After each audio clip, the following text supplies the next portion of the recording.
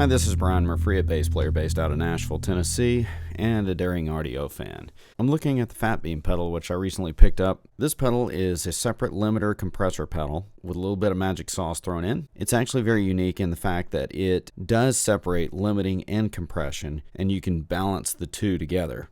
I wanted to provide a walkthrough of this pedal, just strictly a walkthrough, because you can go and read the manual, which is really only about 2 pages, but sometimes it actually helps you visualize a little bit by seeing exactly how this thing works, but also hearing some of the differences. The form factor of this pedal is less than 4 inches tall, less than 5 inches wide, and about 2 inches thick. This takes a Boss-style power adapter with a negative center and a positive ring.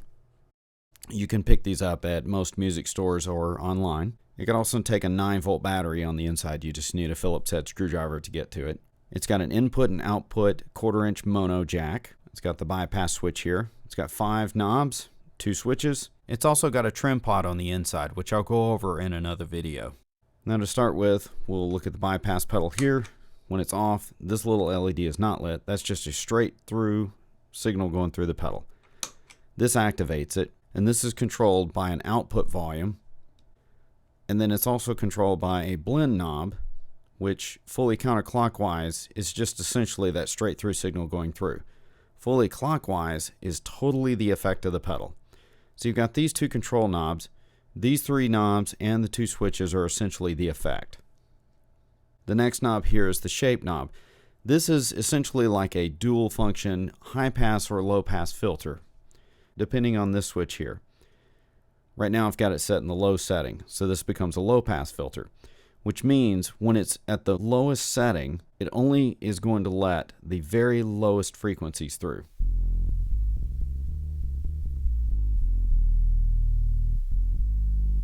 And as I raise it, it lets more of the higher frequencies of the bass through, all the way to fully clockwise. So that's the shape. If I set this to high, this becomes a high pass filter, which will only allow the highest frequencies to pass through.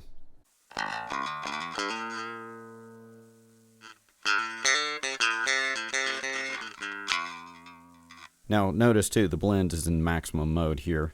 If I were to set this back a little bit, I'd be kind of blending the dry signal going through with the wet signal. And then as I reduce the shape or turn it counterclockwise, with this being as a high pass filter here,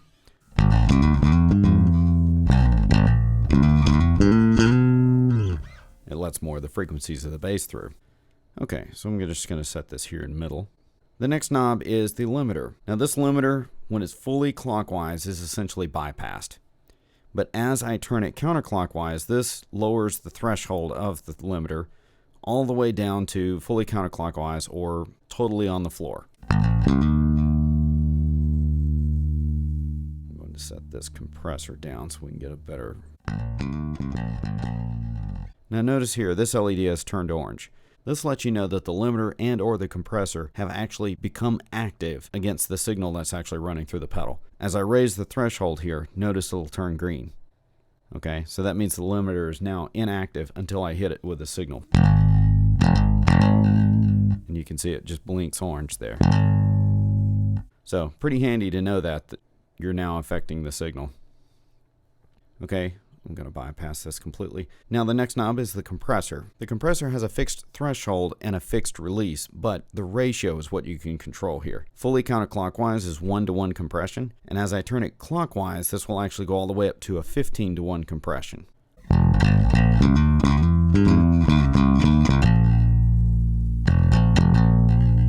Now it's kind of hard to just demonstrate that straight out of the box, but what I'm going to do is I'm going to play a hard signal and then I will gradually reduce the intensity of my playing so you can kind of hear how the compressor is still affecting the signal. You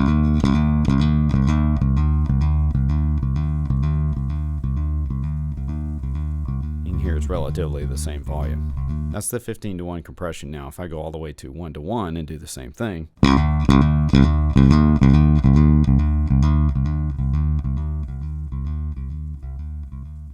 next is the VCA switch.